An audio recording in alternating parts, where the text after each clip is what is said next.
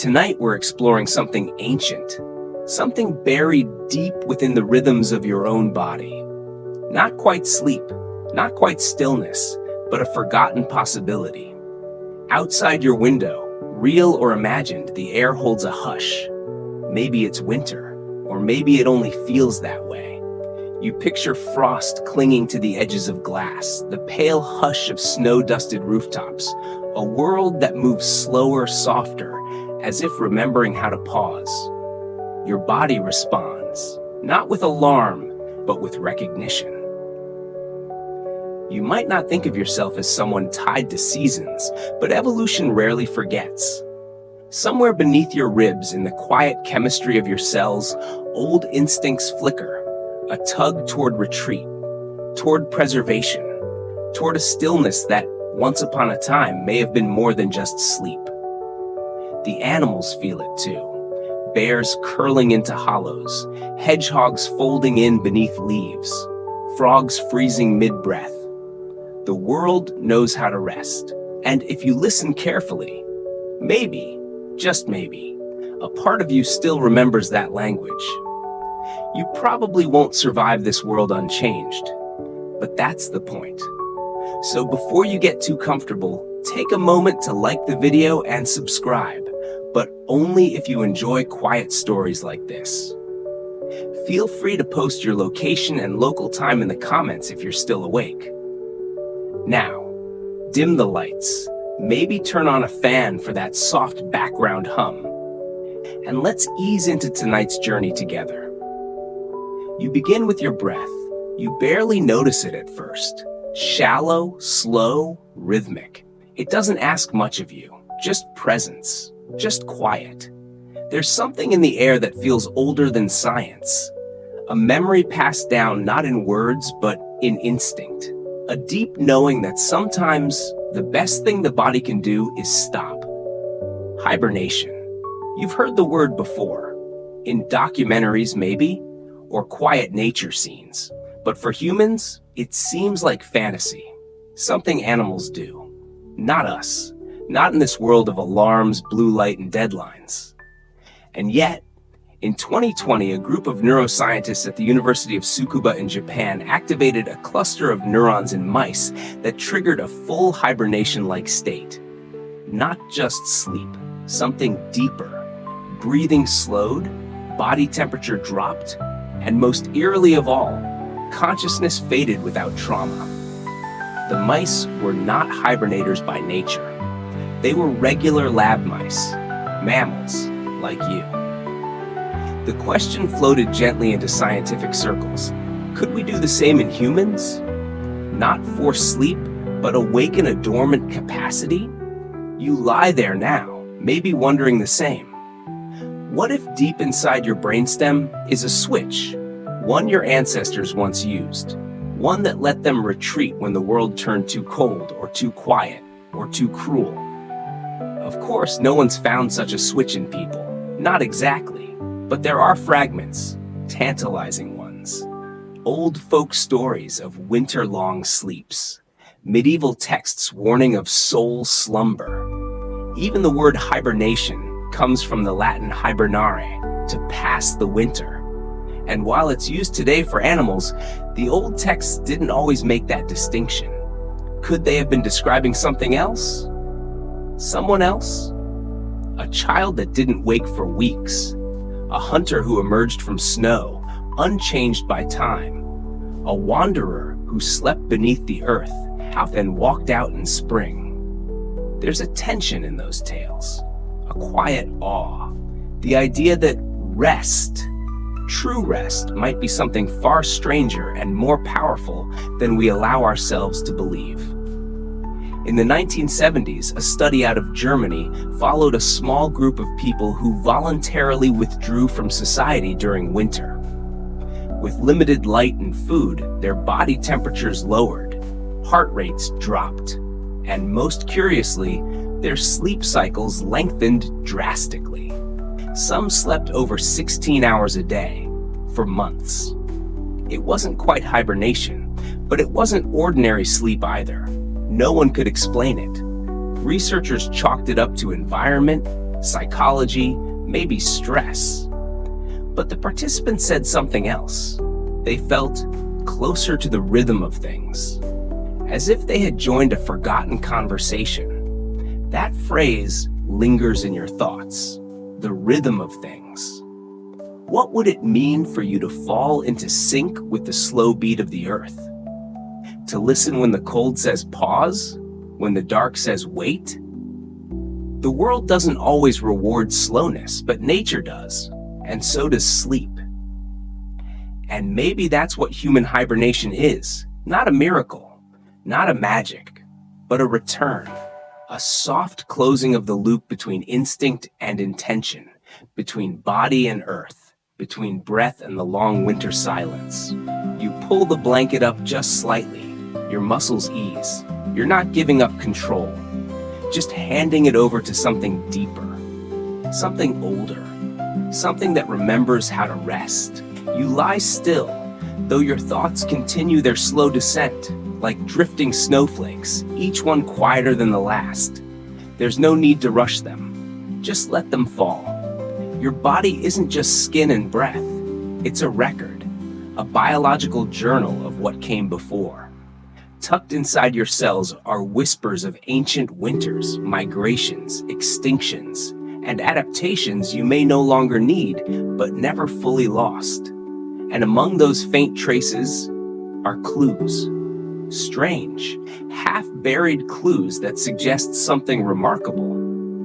That the human body may have once known how to sleep through the cold. Not with blankets, not with dreams, but with silence, lowered metabolism, and time suspended, like the creatures of the forest floor. You begin to feel it, don't you? That subtle hum beneath your skin, the ancient mechanism still ticking, still waiting.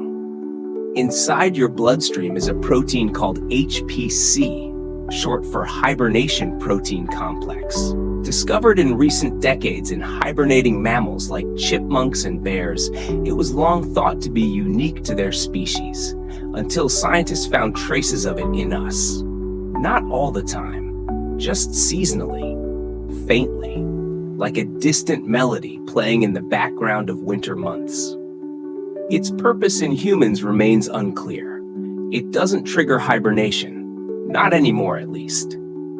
But it does something. It's been linked to cell protection, reduced oxidative stress, and even temporary neuroprotection. In other words, it may help your body survive what it cannot fight, cold, famine, or deep injury, by asking it to slow down. No one taught it to do this. It just remembers, and that remembering is important. In 2006, researchers studying patients with hypothermia-induced comas noticed something eerie. The patients, whose temperatures dropped drastically after falling into frozen lakes or collapsing outdoors, sometimes survived with less brain damage than expected. Why? Their bodies had slowed almost too perfectly, breathing shallow, heart rate faint, as if some ancient circuit had switched on, telling the body to protect itself the only way it knew how.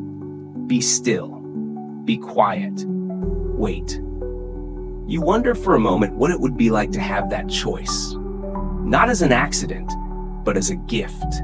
To curl inwards, not from fear, but from permission. Imagine your cells folding their energy into themselves, your thoughts retreating like waves at low tide. Not asleep, not unconscious, just paused, cradled in metabolic snow. There's a quiet beauty in that idea. But there's also mystery, because for all we know about the body, there are vast dark corners we haven't mapped. And hibernation, or torpor as it's known in many animals, remains one of those deep unknowns. Even in animals, scientists still don't fully understand how it begins or ends. Why a bear can sleep for 6 months and wake without muscle atrophy. Why a squirrel's temperature can drop near freezing without dying. Why Arctic frogs can literally freeze solid, their hearts stopped for weeks, and then thaw in spring as if nothing happened. No machines do this.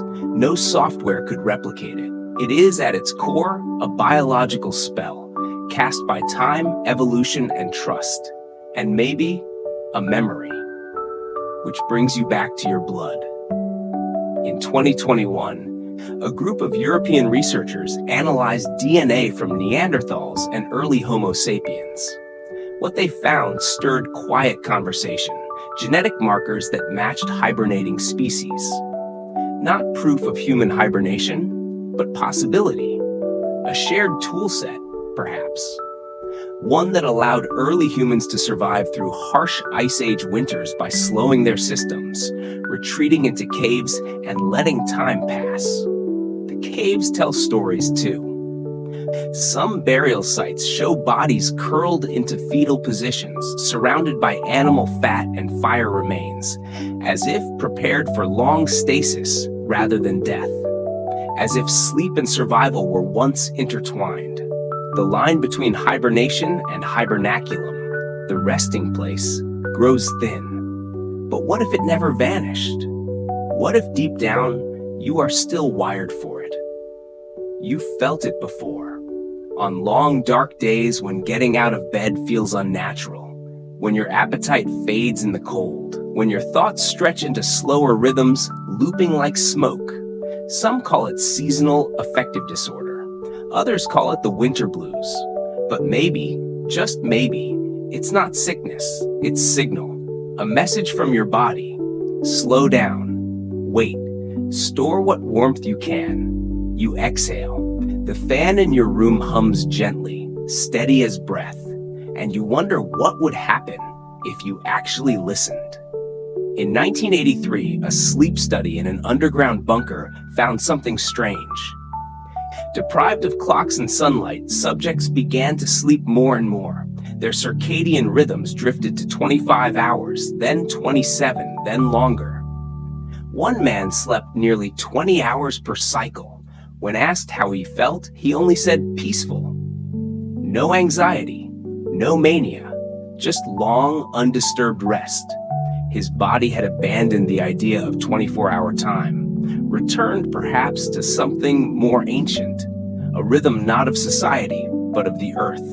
You begin to lose track of time too. That's all right. Time isn't needed here, only stillness, and still the idea lingers. What would it feel like to let go?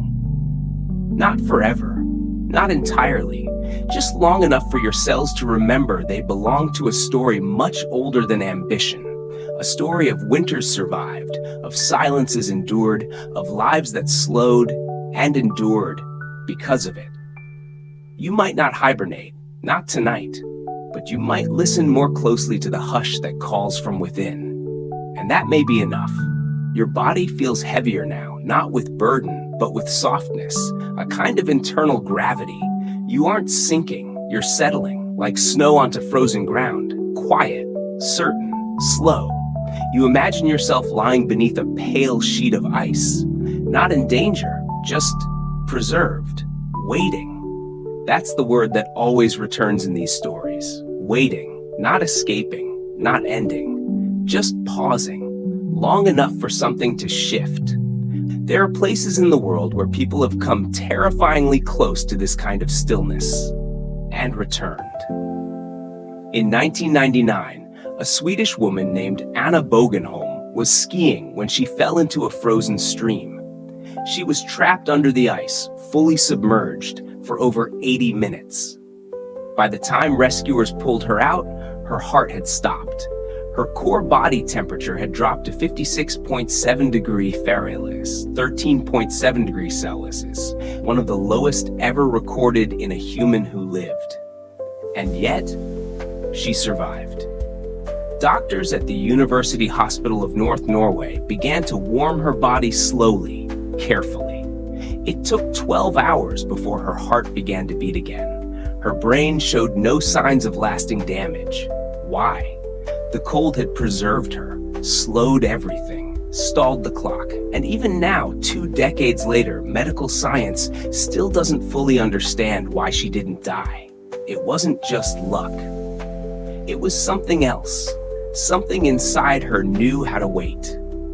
You turn your head slightly on the pillow, aware of your own pulse, faint, present. The rhythm of your own body continuing, whether or not you're watching. You think of Anna beneath the ice, not flailing, not panicking, just suspended, as if her body, in its final act of loyalty, chose to pause instead of perish.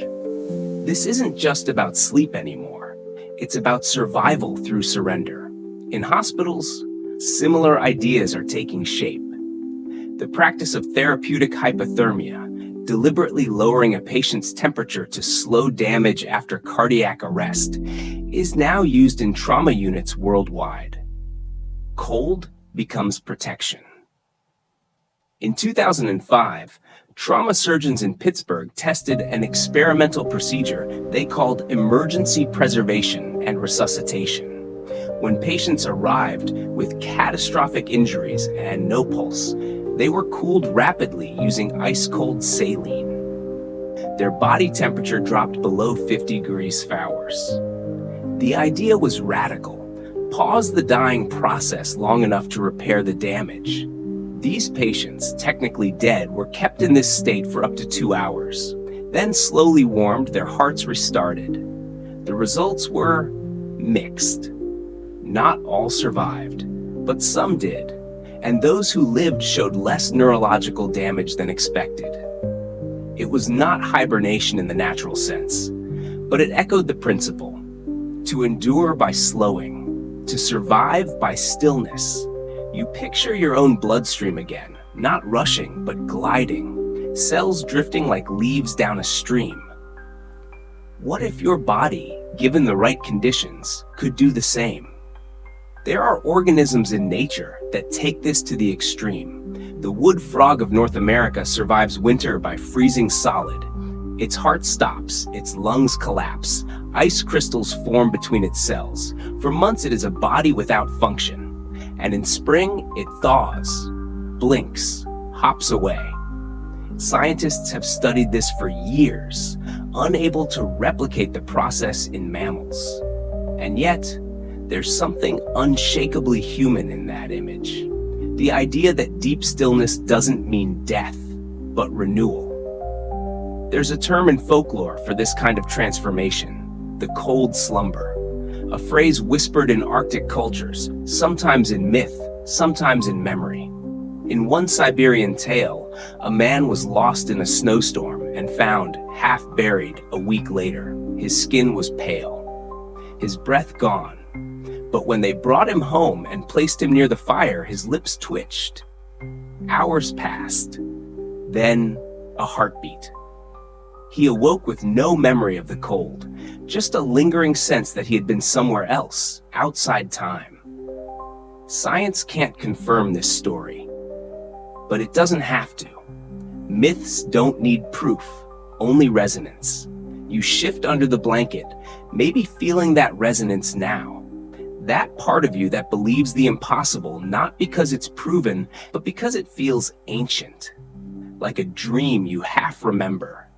You think back to the first time you stood outside in the snow and felt your breath freeze. That involuntary pause, that small part of you that knew this wasn't a place to move quickly. That slowness was safety. In the late 2010s, NASA began funding research into torpor states for astronauts, using controlled hypothermia to conserve energy on long space missions. The idea was elegant. If humans could sleep through months of travel, it would reduce the need for food, oxygen, and mental strain. But beyond logistics, it raised deeper questions. Would the mind survive such a slumber intact? Would you wake up the same person who fell asleep? Neuroscientists still debate this. Some say yes, memory and identity are resilient. Others wonder if consciousness, left unanchored too long, might unravel like a dream on waking. You don't need an answer tonight. That's the beauty of this journey. It isn't about solving, it's about staying. Staying in the soft mystery, in the slowing pulse, in the possibility that you too are more resilient than you've ever known. Not because you fight, but because you can rest. Your heartbeat continues, steady, soft, and yours. You feel it now, not just sleepiness, but a deeper drowsiness. As if your thoughts are covered in velvet. Time feels distant, unimportant, like something happening far away. That's how true hibernation begins. Not with a switch, not with a signal, but with a surrender. A soft slipping away from urgency. Out there, in the hidden folds of the world, some creatures live by this rhythm. They don't resist the cold. They join it, merge with it. Allow it to become a lullaby instead of a threat. You picture a bear, perhaps the most iconic sleeper of all. She has eaten all she needs, found her place among tree roots, curled in darkness. Her breathing slows, her body cools, her heart settles to just 8 beats per minute. And then, nothing. For 7 months, she will not eat, drink, urinate, or defecate. Her body enters a metabolic trance, not decay, not stagnation, but an active kind of quiet. Muscles do not waste, bones do not weaken. Her blood circulates just enough. Her brain remains dim, but intact, and when spring returns, so does she, as if no time passed at all. You may wonder, how? How does nature allow this miracle so casually? And deeper still, why can't we? The truth is, we don't fully know. Researchers have long studied bears, squirrels, hedgehogs, bats, trying to decode the alchemy of their slumber. But hibernation is not a single process. It's not like flipping off a light. It's a cascade, a choreography. Systems dim one by one, heart, lungs, digestion, even consciousness. Temperature falls, but it's not a descent into chaos. It's orderly, beautiful, wise. And in a strange, quiet way, it mirrors something within you. Your sleep isn't just absence, it's rehearsal. Every night, your body practices surrender. Breath slows, muscles soften, body temperature drops slightly. Brain waves enter theta, then delta, then that strange, untouchable place. So maybe, in a very soft sense, you already know how to hibernate. Not for months, not yet, but for hours, for nights, for as long as you allow. You breathe deeper now, noticing how little effort it takes. Your body has learned this rhythm through repetition and through something older than memory. In 2013, scientists studying the garden dormouse discovered that hibernation wasn't just about cold, it was about dreams. These small mammals entered a torpor state where brain activity resembled non-REM sleep, cycling with strange pulses of wakefulness. Some animals, like the echidna, even show REM brainwaves during torpor, which means they might dream. Imagine that. Months of sleep, and still within that silence, stories flicker. No one knows what hibernating animals dream of. Do they see snow, food, light, or nothing at all? Do they remember what it's like to be awake? Or do they wake as newborns, clean of time? It's easy to project our human minds onto them, but maybe the question isn't whether they dream like us, but whether we rest like them. Could you? Not just sleep, but release. Not escape, but communion with slowness. And here's where it becomes interesting, because hibernation isn't the only long sleep in nature. Some animals go further. The Siberian salamander can survive entire years frozen in permafrost. In 2010, scientists unearthed one that had been encased for 24 years, and it revived within minutes. Twitching, blinking, breathing. It had waited. Then there's the tardigrade, or water bear, a microscopic creature that can shut down for decades without food, air, or water, entering a cryptobiotic state so deep that even radiation can't kill it. They do not hibernate. They become stillness itself. It's tempting to dismiss this, to say, but we are human. We are awake.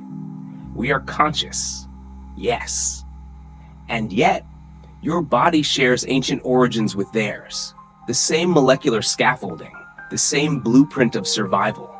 What they do out of instinct might live faintly inside your potential. Some scientists believe that torpor, even in deep form, may be inducible in humans. Not naturally, perhaps, but with help, with chemical triggers, with electrical pulses, with a gentle push into the quiet. One 2022 study used ultrasound to slow brain activity in lab animals, triggering a hibernation-like state without cold. No freezing, no risk, just silence, on command. It's still experimental, still far from safe, but the implications linger like mist.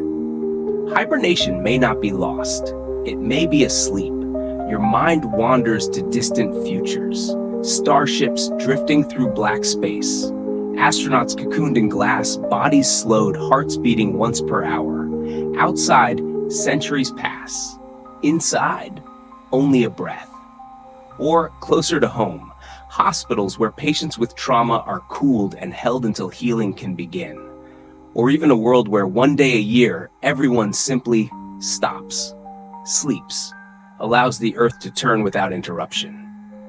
It sounds like science fiction, but then so did dreaming once. You are still, your thoughts softer now. Maybe you can imagine it, a long sleep wrapped in quiet, free of worry or interruption. A dream that holds you without demanding you wake. And in that dream, time becomes irrelevant. Days pass unnoticed. You drift in perfect safety, your mind cradled by biology older than fear. You don't need to sleep for months, but you might sleep better tonight because you remember now. Stillness is not failure. Slowness is not weakness. And rest, deep, unearned, unapologetic rest, is the most ancient form of wisdom. There's something delicate about this part of the night. You notice it as your body sinks further. Not asleep, not quite, but suspended. Between knowing and drifting, between thought and silence. And in that in-between space, you become aware of your breath. It's gentler now, slower. As if your lungs understand the shape of stillness before your mind does. You aren't forcing it, you're allowing it. You inhale and hold. Exhale and wait, and slowly, the rhythm becomes something other than yours, something deeper. This is where hibernation begins, in the breath, not as a decision, as a letting go. In animals that hibernate, breath becomes minimal, in some cases, almost non-existent. A hedgehog might breathe once every few minutes. A bat might stop for an hour. Their bodies fall into a metabolic trance where oxygen needs shrink and carbon dioxide barely builds. It's not just rest, it's reinvention. You wonder how it feels to exist with such little breath. Would your mind panic? Or would something ancient soothe you, whispering, "This is what safety feels like"? In 2004, scientists studying hibernating squirrels made a quiet discovery. During torpor, their lungs didn't dry out, despite barely moving. Their airways coated themselves with protective proteins, mimicking the moist lining of fetal lungs. It was as if the body remembered how it first breathed and returned to that. A reset, a return to origin. You feel the same sense in your own chest now, that your breath isn't just survival, it's conversation. Between the parts of you that want to keep going and the parts that long to pause. Take another breath slowly and notice what happens after the exhale, that little gap, that pause, the place where nothing is required. That's the beginning of surrender. In meditation, some call it the still point, the moment between breaths where the ego slips and something else, softer, older, takes over. Some believe this space is where the subconscious hums its quiet messages. Others believe it's simply rest in its purest form. But whatever it is, it's where hibernation lives. Not in cold caves or lowered heartbeats, but in that breathless, waiting pause. You imagine now that your body has been waiting all along, not to stop, but to be allowed to slow. to be given permission. Because slowing doesn't mean losing, it means trusting. In 2017, doctors in Germany discovered a rare metabolic condition in a child who, during fevers, entered a deep torpor-like state. For days, the child would barely move. His body cooled, his breathing slowed to the edge of measurable, but his organs remained stable. His family feared he was slipping away. But each time he returned, rested, as if he had gone somewhere protected beyond reach until healing was possible. Medical journals called it unusual. But one researcher simply wrote, "Perhaps the child's body remembers what ours have forgotten." That idea stays with you, that your breath, so taken for granted, is the oldest rhythm in your life, and it knows when to speed up, yes, but also when to slow, to protect, to wait. Even now, sleep researchers are exploring how breath patterns affect dreams. They've found that slower breathing can shift brainwaves from beta to theta, inviting hypnagogic visions or even lucid dreams. Not dreams forced, dreams offered. You think of monks in high mountains breathing once every minute during meditation, of freedivers suspended beneath the sea, hearts quiet, minds still, of newborns sleeping chest to chest with their mothers, synced by breath. They're all doing the same thing, remembering. There's one more story, a quiet one. In 2019, during an experiment in deep cryogenic cooling, a human cadaver was cooled to near zero metabolic activity. And for a brief moment, in the final cooling phase, sensors picked up a tiny rhythmic flutter. Not the heart, not the brain. It was the lungs. Just a twitch, a ghost breath. The technician watching said it was probably an artifact, a glitch in the sensors. But then he paused and admitted, or maybe the body was practicing. You let that thought rest beside you now. Maybe your body has been practicing too. Each breath a rehearsal for the silence, not the silence of death, the silence of enough, of stillness earned, stillness deserved. You don't need to force anything now. Just let the breath come, let it go. And between each one, let the quiet stretch longer, wider. That's where the slowness begins. That's where the hibernation might still live. You're floating now, not through space, but through rhythm. Somewhere inside you, a steady beat continues, quiet but loyal, a slow drum behind the silence. You don't notice it often. Most days it moves too fast to hear. But now in the stillness, your heartbeat feels closer, more ancient. That pulse, yours, has been with you since before memory, before breath, before thought. The first sound you ever heard in the womb was a heartbeat, your mother's, and then your own. And maybe, just maybe, it remembers something you've forgotten. Because in the deep black of winter, the heart has its own language. It knows how to slow. You picture a cave, cold, dark, silent. Deep within it lies a creature, still unseen, alive. You wouldn't know it by looking. Its body seems inert. But if you could listen closely, if you pressed your ear to its chest, you might hear it. A faint thump, then nothing. Then, long seconds later, another. The heart never stops, but it waits. Bears do this. So do marmots. Their hearts drop from over 100 beats per minute to as low as 10, or even 5. And it's not chaotic. It's not panicked. It's organized, a carefully modulated stillness.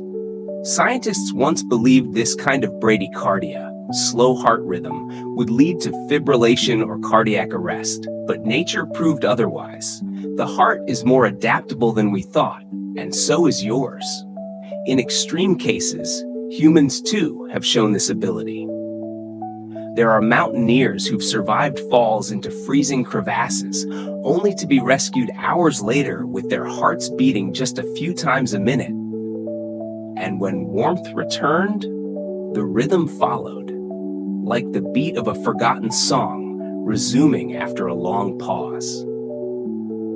In one documented case from Japan in 2006, a hiker was found unconscious in snow with no pulse and body temperature below 60 degrees Fahrenheit.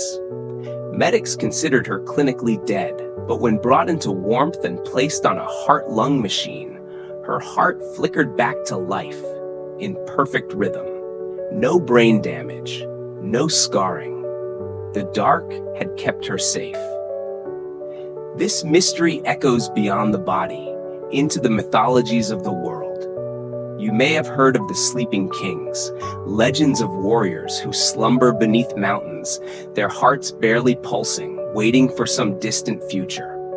King Arthur in Avalon, Emperor Frederick in Kiepheiser, warriors frozen in time, not dead, not dreaming, just paused, hearts slowed beneath stone. Perhaps these stories emerged from real observations, from those rare, eerie cases of people who slept through disasters.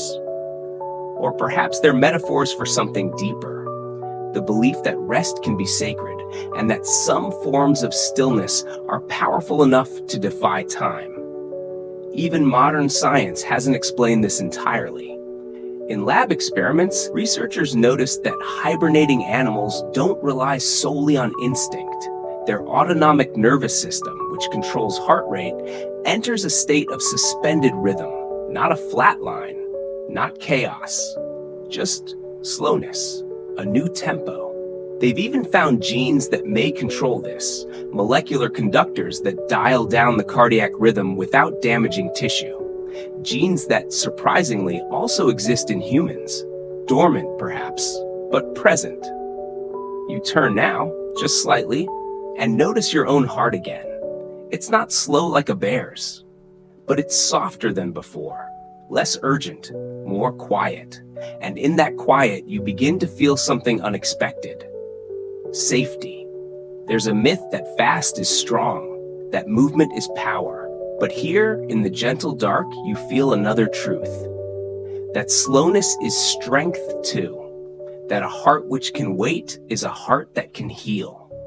You wonder how many nights your body has asked for this. Not excitement, not performance, but stillness. A rhythm without alarms.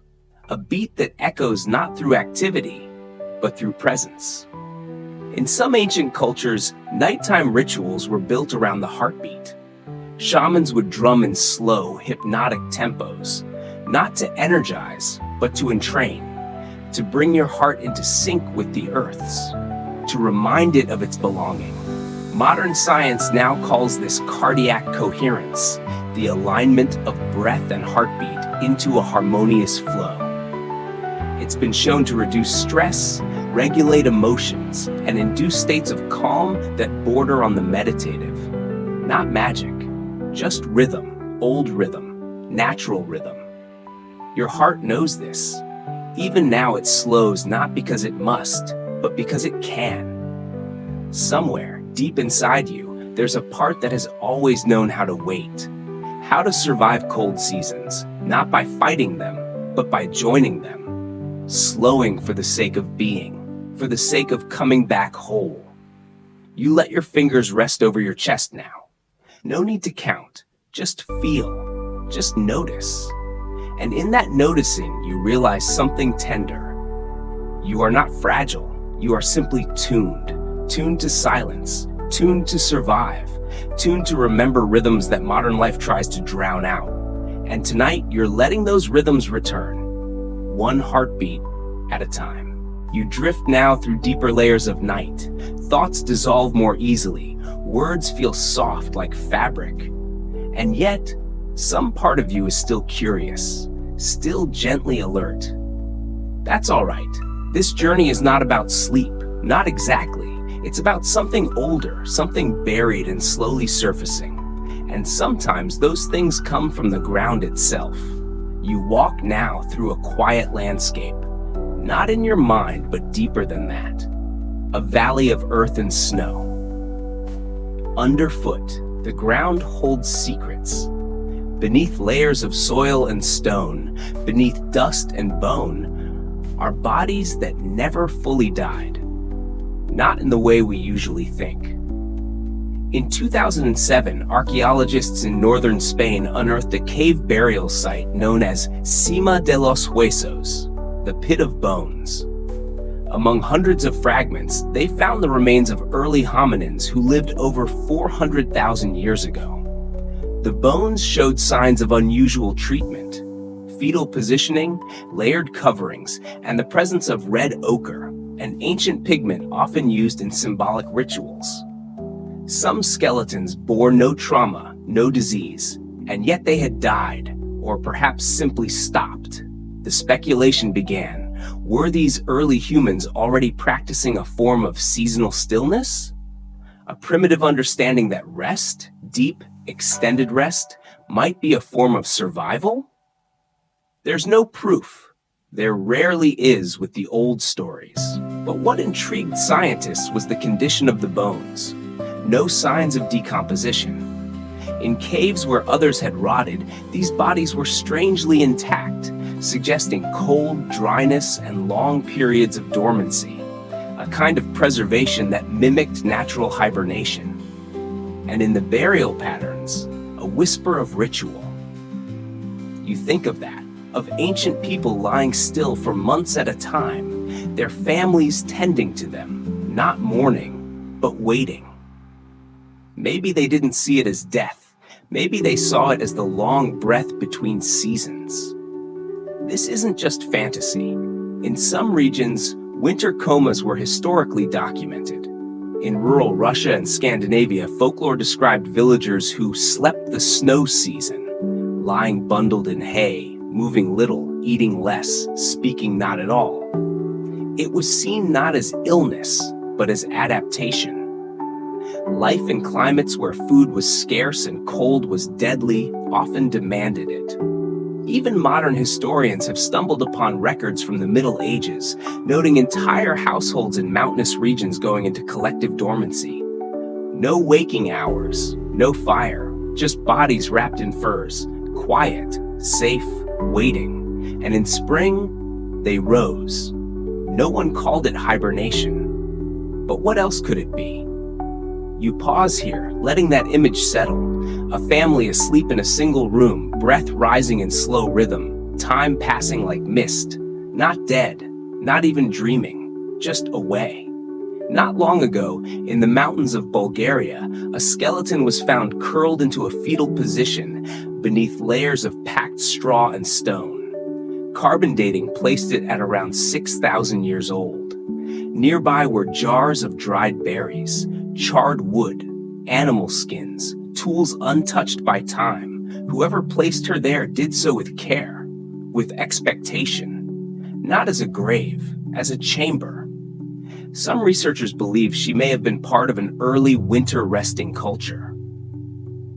Perhaps a spiritual leader, or perhaps someone simply too tired to live through the season awake. The idea echoes through anthropology like a riddle. Did we once rest through winter?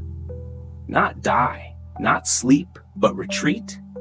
Even now, this question remains unsettled. In 2020, a controversial study from the University of Burgos suggested that Neanderthals may have practiced short-term hibernation based on lesions and calcium deposits in bones that matched those of hibernating mammals. Critics disagreed, but the possibility remains open. And isn't that what this journey is about?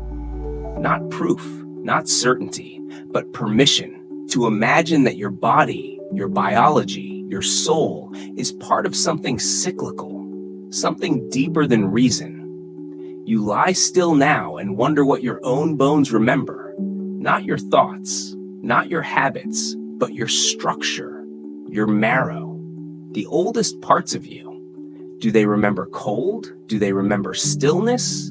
Do they know how to be quiet longer than waking allows? There's a theory in sleep science, still debated, that human REM cycles grew shorter over thousands of years due to social evolution. More light, more movement, more noise. But deep within the brainstem lies the reticular activating system, the region that filters sensory input and controls states of wakefulness.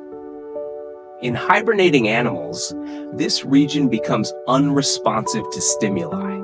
They are not in a coma, they're not anesthetized, they are somewhere else, a space between sensation and surrender. You wonder if you've ever been there, in fever, in grief, in long winter nights when nothing moves and everything feels suspended. That place where you aren't quite gone, but not really here. It isn't death, it's something older, something human. So you stay here a little longer, still listening.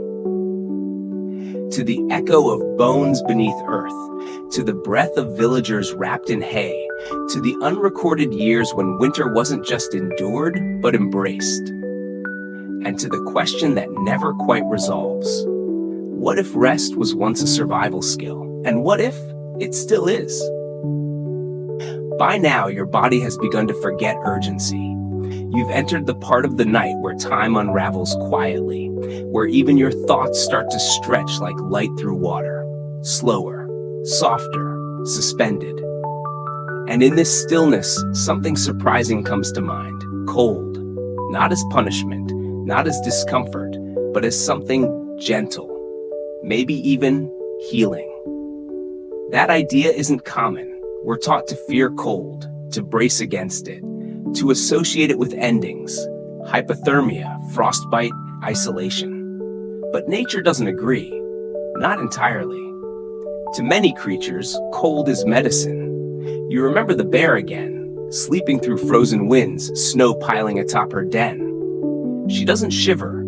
She doesn't burn calories to stay warm. She lets her body cool, and in doing so, it repairs itself. While hibernating, bears actually experience bone growth. Their bodies recycle waste, maintain muscle, regulate insulin levels. They heal wounds. Some even give birth while in torpor, caring for cubs without ever waking. That's not survival. That's transformation. And slowly, medicine is beginning to understand. In trauma care, we already use cold to protect the brain. It's called induced hypothermia, and it's used after heart attacks, strokes, and during complex surgeries. Doctors chill the patient's body to just above freezing, reducing inflammation, slowing cell death, and buying precious time. Not death, not sleep, a kind of medical hibernation. In one 2019 experiment, doctors placed trauma patients into suspended animation by flushing their blood with cold saline, dropping core temperature to 50 degrees Fahrenheit. At that point, metabolism nearly stopped. The heart paused, the brain quieted, and the surgeons worked, racing to repair what had once been unrepairable. It's controversial, risky, but in some cases, it worked. Which means that cold, when invited, when guided, doesn't kill. It protects. Even plants know this. Trees survive winter by entering a state of deep dormancy.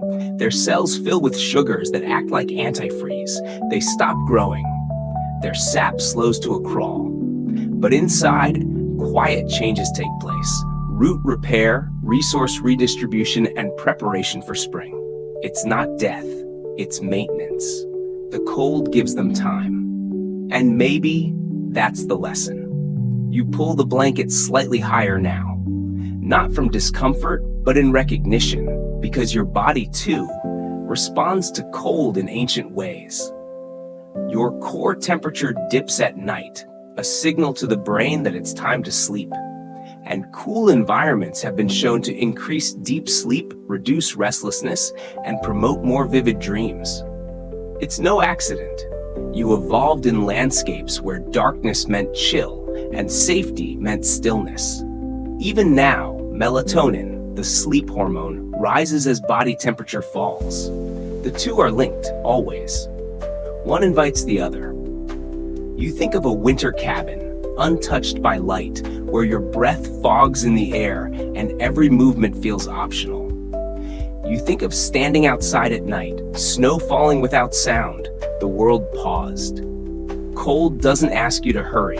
It gives you permission to slow down. There's another story here, one about cryotherapy, used in elite sports and rehabilitation.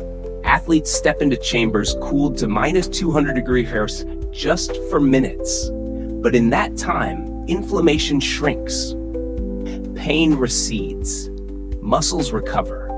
Some scientists believe brief exposure to cold triggers genetic responses, activating dormant survival programs that reduce stress and support longevity. And it's not just external.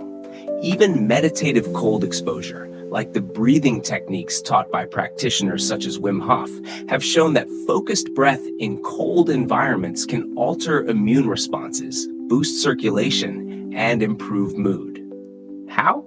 Possibly because the body, under cold, remembers what it's capable of. It drops the distractions, narrows its focus, turns inward. And that inner turn, that slow curl toward the self, is at the heart of hibernation. It's not avoidance, it's preparation, a folding in so that something deeper can be rebuilt. Even the human brain seems to echo this. In deep sleep, especially during slow-wave sleep, your brain enters a kind of winter. Activity cools, memory consolidates, damage repairs. Waste is flushed by cerebrospinal fluid in slow pulses. Sleep, like hibernation, is a clearing of noise, a quieting of heat, and what remains is clean. You feel that now, perhaps. A soft mental chill, not unpleasant, just cool enough to sharpen the edges of awareness and then soften them again.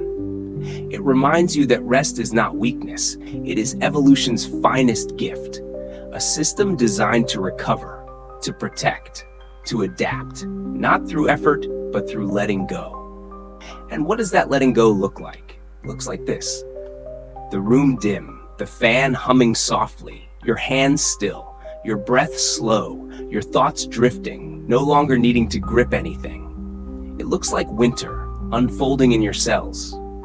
And somewhere just beneath consciousness, a deeper rhythm takes over.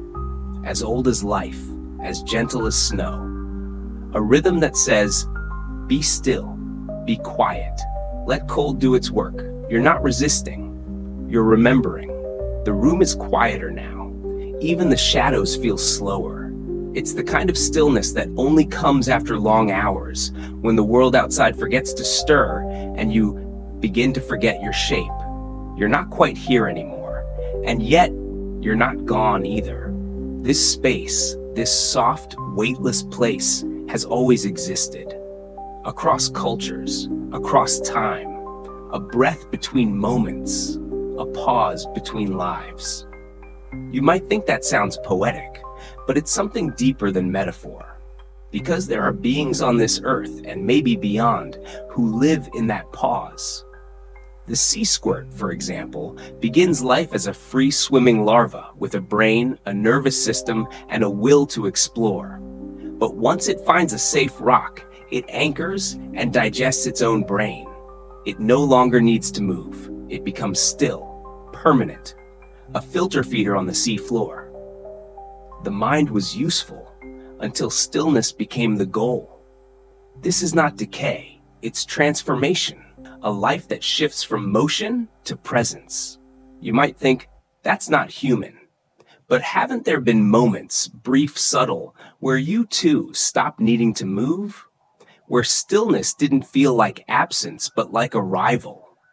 You remember a long gaze at the sky, a moment in the bath, a winter morning where time thickened and breath came slower. That feeling, like you'd stepped sideways out of the calendar.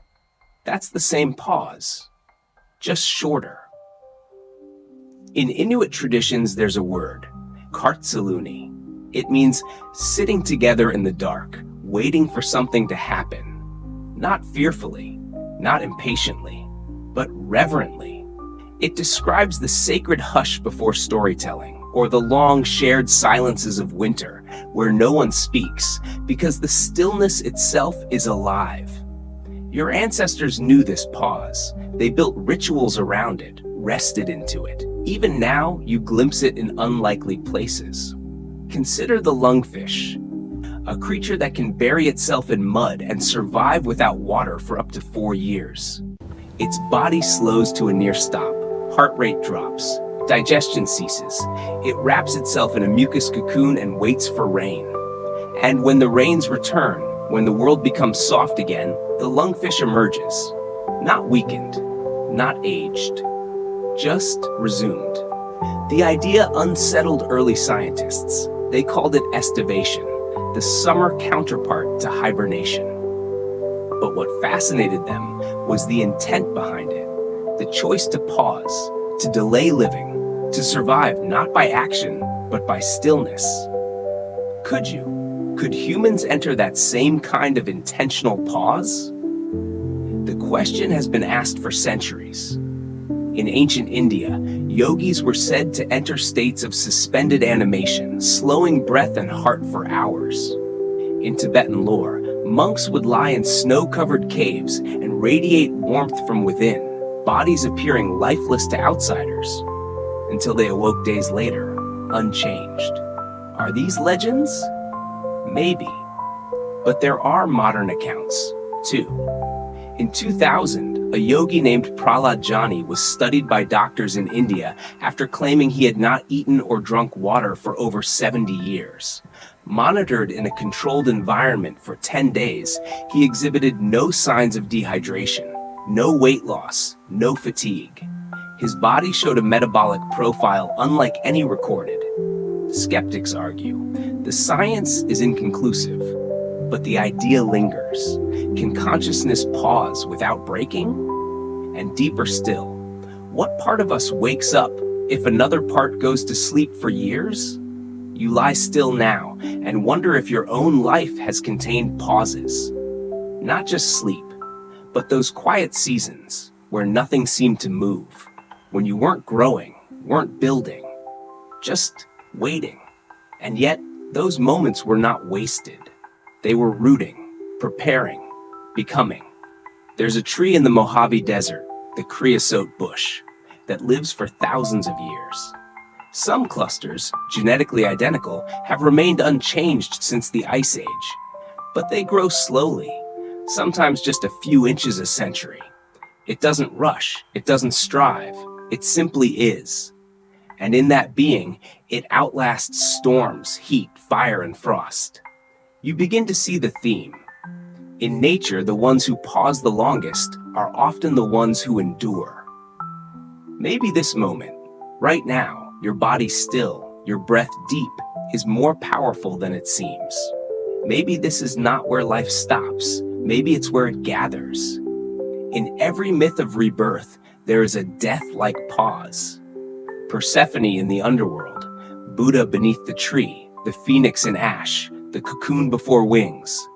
All transformations begin with stillness, and all stillness carries the promise of return. Tonight, you're not escaping, you're preparing. For what? You don't need to know. The pause doesn't ask for answers, only trust. You let go now, not out of exhaustion, but because you remember. This is part of the pattern. This is the long breath between the lives you've lived and the life that's still arriving. By now, your thoughts don't walk, they float. Time feels like a soft mist stretching endlessly in all directions. Not forward, not backward, just around you. Like you've stepped outside the ticking world and into a slower kind of truth. And in this place, you begin to hear the faintest echoes. Not words, not memories, but something subtler. Whispers from the edge of time. Somewhere between science and myth lies a question that refuses to fade. Has humanity ever truly known hibernation? Not just biologically, but spiritually, culturally, cosmically. It's easy to believe that the fast world is the real one, that we're built for speed, urgency, progress. But across history, scattered like fragments in snow, there are stories that suggest something else. Stories of people disappearing for years, then returning unchanged. Stories of dreamless sleeps that stretched across generations. Stories whispered quietly in monasteries, ancient tribes, and starlit fields. They may not appear in textbooks, but they persist. The Dogon people of Mali speak of ancestors who traveled with beings from the star Sirius, and who, upon returning to Earth, needed long seasons of rest to relearn the speed of matter. In Siberia, shamans told of sky sleepers, elders who entered trance in winter, guided by rhythmic drumming, to dream walk through time. When they woke in spring, they spoke in new languages, not delirious, just updated. Even in medieval Europe, legends swirled of green children emerging from underground worlds, eyes wide, speech foreign, claiming to have woken from the long sleep. Were these metaphors? Maybe, but so are most truths at first. Modern science has its own strange echoes. In 2003, a Japanese woman named Mitsutaka Uchikoshi was found at the base of a mountain, her body cold, pulse almost undetectable. She had fallen days earlier, without food or water. But her body had done something no doctor expected. It slowed itself. Heart rate reduced. Organ activity paused. Temperature dropped to just 71 degrees Fahrenheit. And yet, she survived, fully, without lasting damage. Doctors called it a spontaneous, protective torpor-like state. Others called it impossible. But it happened. And it wasn't the first time. What if, under certain conditions, the human body knows how to suspend itself? Not by choice, not consciously, but as a quiet fallback, a code hidden in the cells.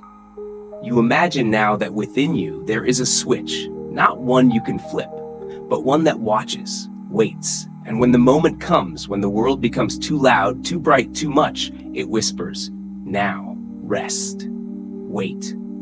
We will begin again later." In deep psychology, Carl Jung once wrote of the collective unconscious, a shared reservoir of archetypes, symbols, and ancient knowledge passed through generations. Some believe this unconscious also contains states, modes of being that predate language, precede civilization. Maybe torpor is one of them, not as an escape, but as an inheritance. You think now of the stars, because even in space, scientists are beginning to ask, could astronauts survive long voyages in stasis? Could the mind pause, the body cool, and consciousness return decades later whole? NASA is studying this. So is ESA. They call it torpor-enabled transfer. And the plan is simple.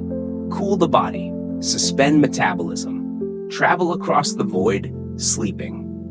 The model isn't science fiction. It's grounded in what animals already do, and maybe what humans once did. One engineer remarked, "If bears can sleep through seasons, maybe we can sleep through centuries."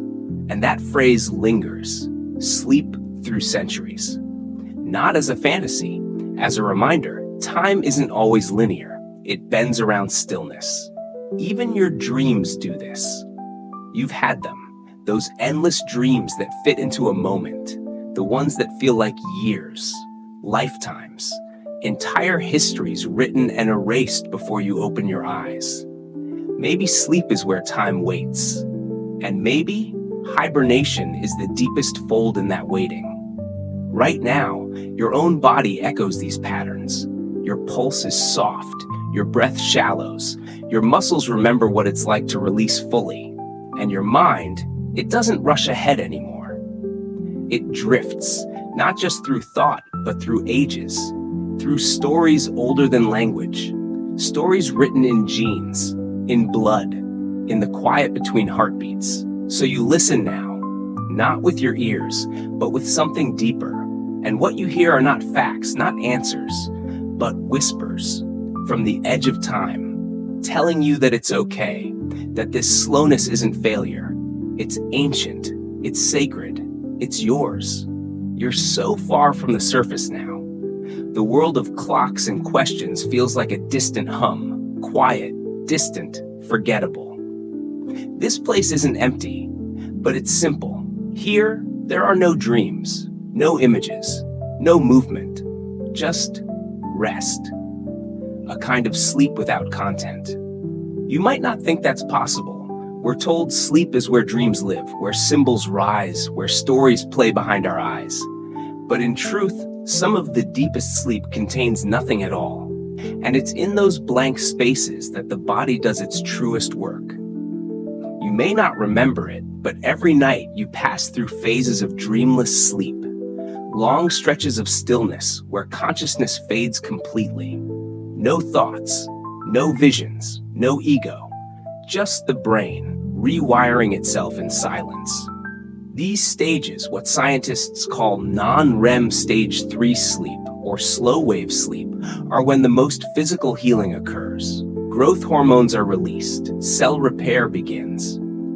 The immune system strengthens. Neural waste is cleared. It is, by many measures, the most vital part of the night, and it contains no story. You lie here now, and perhaps you feel it, the pull of that place. Not into a dream, but into the blank, the quiet, the sleep that holds you without asking anything from you. It might sound strange, but some creatures never dream. The Antarctic cod, for instance, enters a torpor-like state beneath ice sheets, slowing its metabolic rate for months. No movement, no foraging, just subtle gill pulses. And in that time, its brain shows no REM activity, no dreaming, just existence. And yet, it thrives. There are human parallels, too. Sleep studies have shown that in profoundly deep meditative states, some monks experience sleep-like brainwaves without entering REM. Their bodies rest fully, but their minds remain aware, without thought, without vision, just presence. One monk described it as standing in snow that never falls. You begin to understand, dreams are not always the goal. Sometimes, what you need is nothing. Not imagination, not escape, just space. In 2021, researchers at MIT published findings that deep non-REM sleep enhances memory more than REM. Participants who entered longer periods of dreamless sleep performed better on cognitive tasks the next day. It was as if their minds had been cleared, not cluttered, and perhaps that's what's happening to you now. The longer you lie here, the less you try to have a thought, the less you chase anything. You become like those animals in winter, not unconscious, but unburdened. It's not always easy to find this space. Most of the time, you fall into sleep with a tangle of half-finished thoughts, regrets, to-do lists, echoes of headlines and conversations. They follow you into dreams like static, and your body does its best to process them. But sometimes, like now, you slip beneath all of it, into the unrecorded layers. No narrative, no self, just stillness. Some researchers call this core sleep, the essential foundation beneath all other sleep phases. Without it, the body begins to break down. But with it, even brief naps can become powerfully restorative. In ancient Greece, temple healers once guided patients into what they called incubation sleep, a state of ritual rest in sacred silence. No noise, no speech, no dreams, just hours, sometimes days of uninterrupted quiet in cool, dark chambers. And often, people emerged healed. You imagine those stone chambers now. Cool air, no sound but breath, no goal but stillness, a place where nothing happened and everything changed. Tonight, your bed might be such a chamber. Your blanket, the stone. Your breath, the chant. Your silence, the healing. You don't have to think anymore, not even about sleep, because you're entering that softest layer, the one without light, without story, without you. And that's not frightening, it's freedom. You can return to dreams later. There will be time for visions, for meaning, for memory. But now, let go of all that. Let your mind be blank. Let your body disappear into the dark. Let this moment stretch endlessly without content. Not because it's empty, but because it's full of rest. You are allowed to be here, doing nothing, becoming no one, and healing deeply. Not all sleep needs to speak. Some sleep just needs to hold you. You've become so light now, not weightless, but unburdened, as though each breath dissolves something you didn't know you were carrying. It's here, in this softened state, that we can finally notice what's always been around us.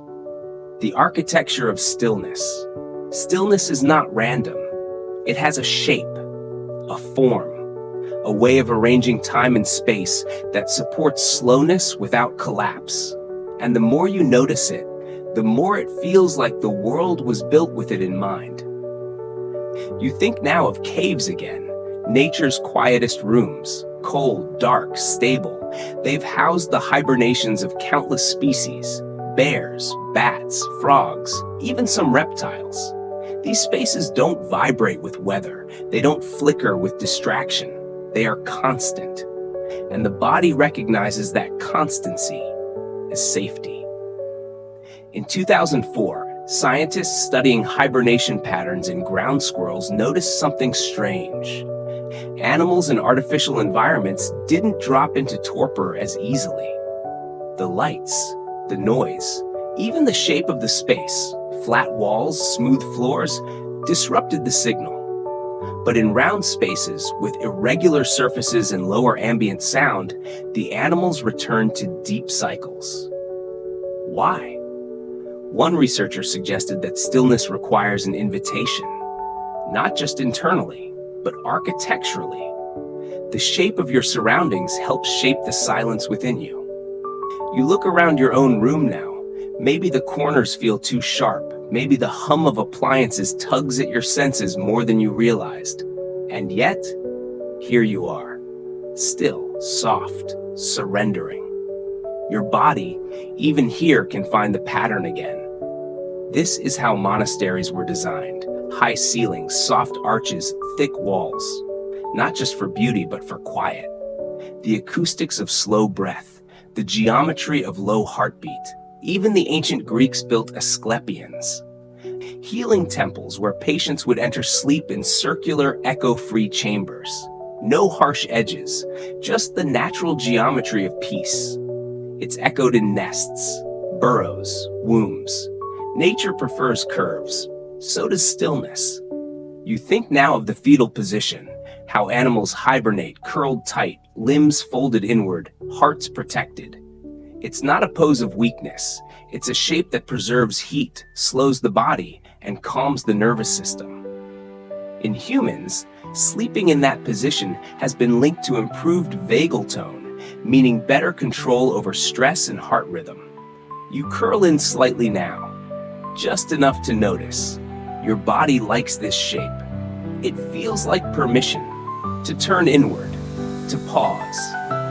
Stillness has rituals too. The Sami people of northern Scandinavia once marked the seasons not by calendars, but by how still the reindeer became.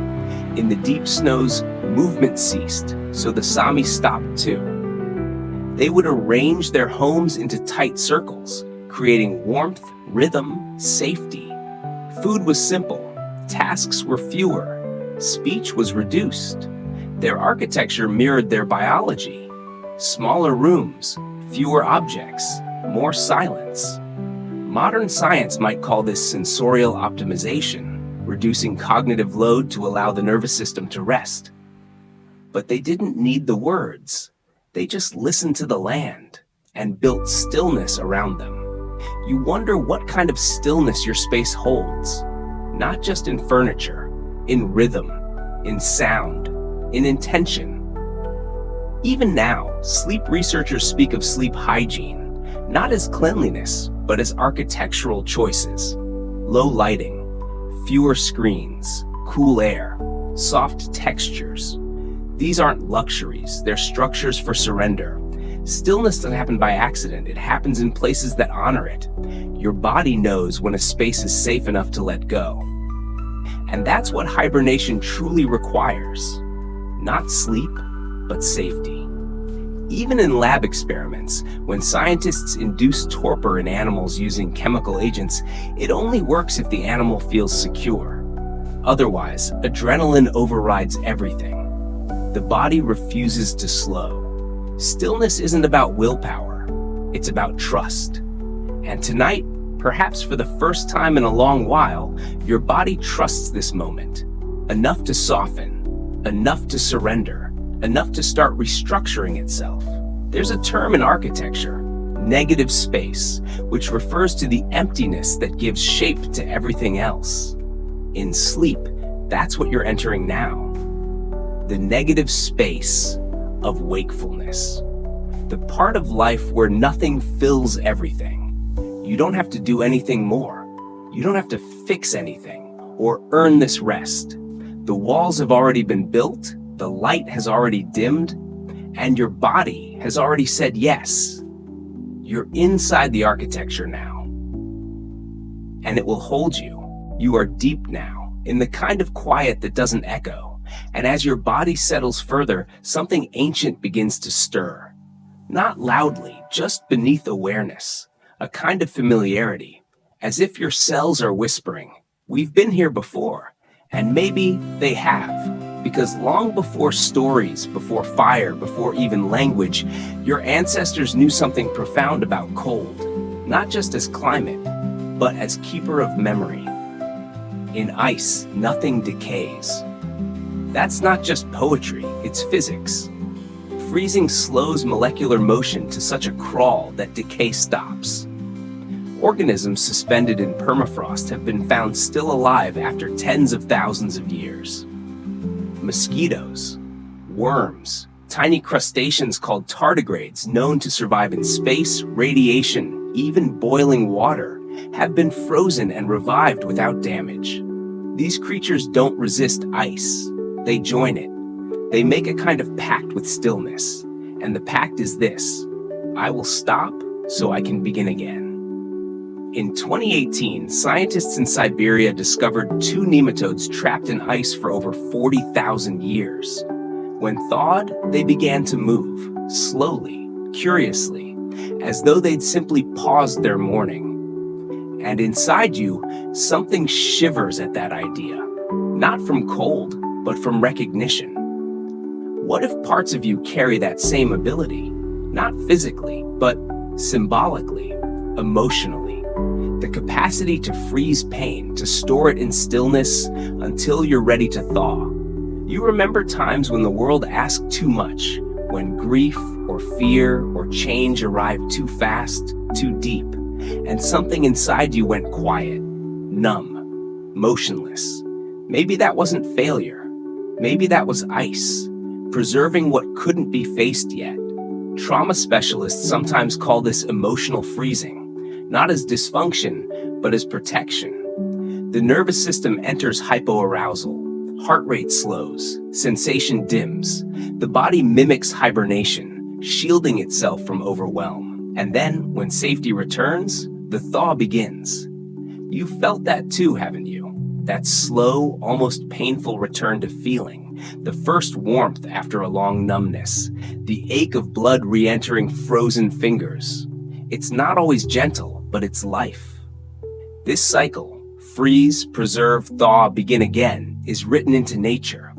Seeds buried in glaciers sprout after millennia. Fungi trapped in amber release spores. Even viruses from the Ice Age, intact, dormant, waiting, have been revived. Everything that sleeps in cold remembers something. And you wonder, what has your body frozen?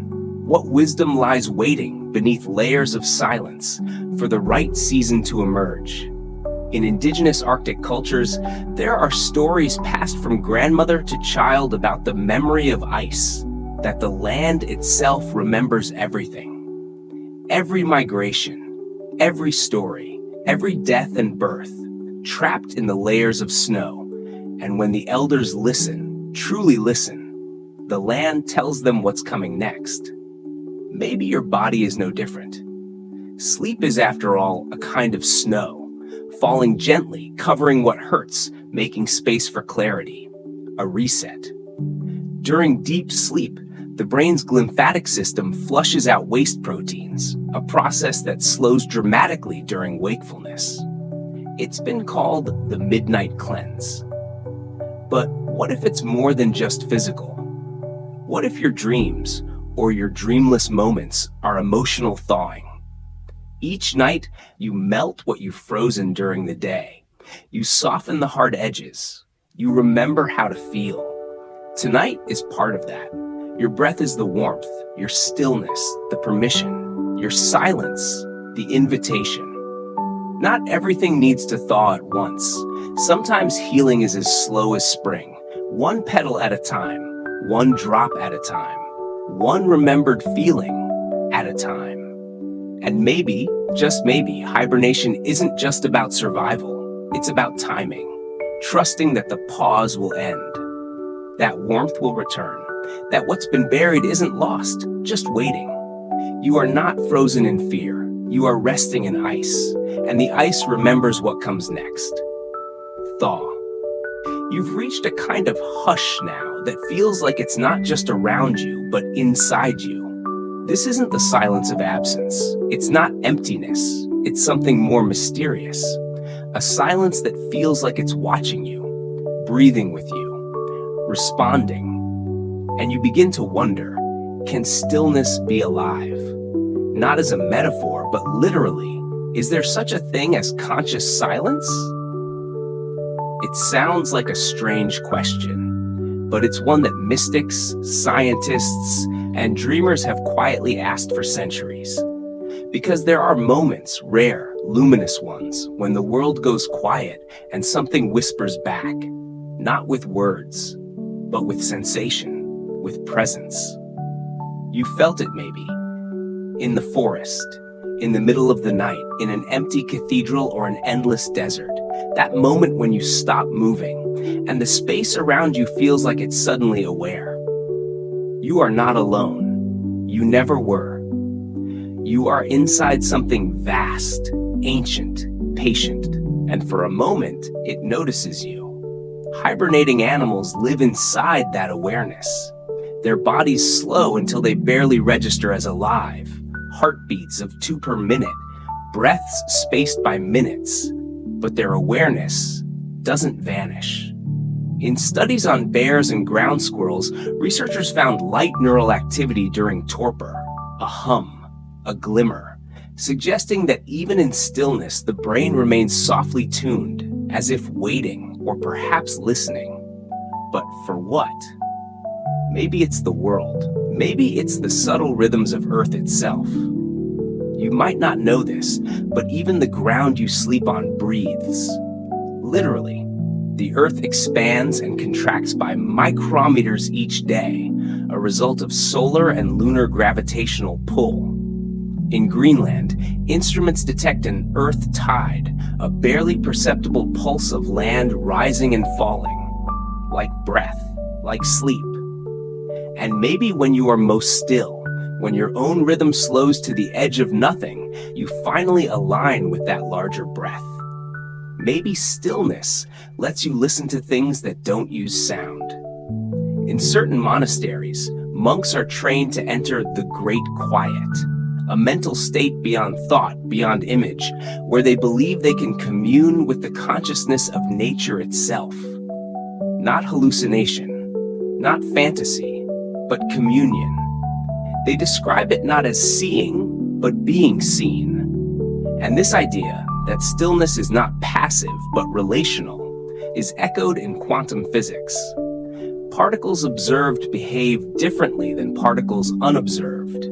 Systems collapse into reality only when watched. What if stillness is the act of being watched by something larger, gentler, timeless? You don't need to answer. You're too far now for logic, too soft for certainty. But the feeling remains that in these deepest layers of rest, the world is not paused, it is noticing. And maybe your body in its stillness is doing the same. You don't sleep as an absence of life. You sleep as a signal to yourself, to your cells, to the planet beneath you that yes, you are still here. You are alive, even now, especially now, because nothing is louder than silence when it listens back. In that silence, the immune system recalibrates, the heart relearns rhythm, The brain rewires memories, and something else, something harder to name, softens. Not sadness, not fear, just the outer layers of you, loosening. The mask, the posture, the performance. Stillness strips it all away, and what's left is something older than your name. A breath, a flicker, a spark. This, right now, is the most real you've been all day. No reaction, no noise, just presence. The silence breathes in, you breathe out. It breathes out, you breathe in. And suddenly sleep doesn't feel like slipping away. It feels like meeting something. You can't see it, but you feel it in the warmth of the blanket, in the gravity of the pillow, in the rhythm that no longer belongs to you, but to everything. Sleep isn't a place you go. It's a home that opens when you stop knocking, and it's open now.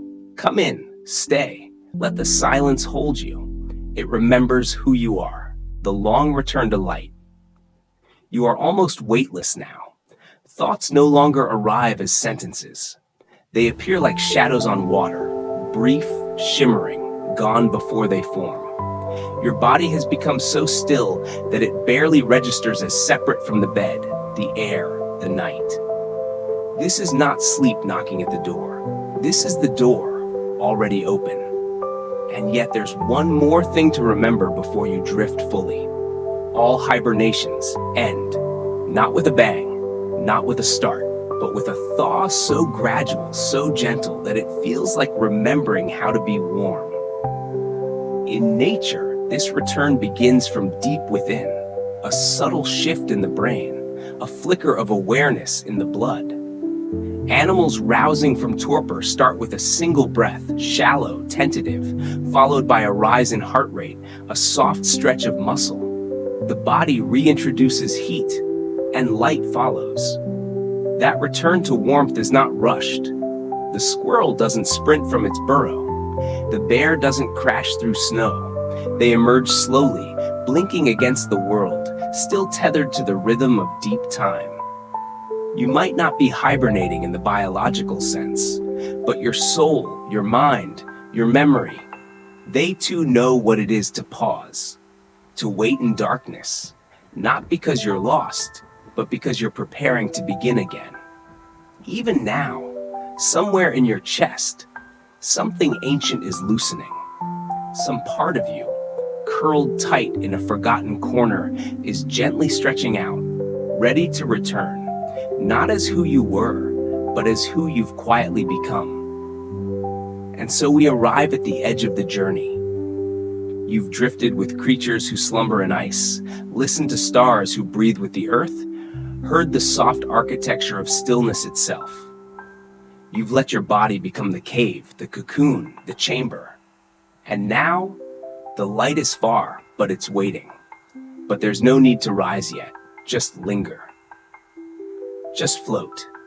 The story doesn't end here. Sleep is not an epilogue, it's a continuation. A chapter the waking world never gets to read. You are writing it now, in silence, in stillness, in breath. So let's take the final steps together, slowly. You are safe. That's the most important thing to remember, now that we've arrived at the end of this long, slow descent. Not because danger ever felt near, but because it's easy to forget how rare true stillness is. You found it tonight, not by escaping, not by effort, but by surrendering to something older than thought. The air around you holds no demand. The bed beneath you holds no deadline. This moment simply is. No need to chase sleep. It's already here. Like a lake you've stepped into, and you are buoyant now.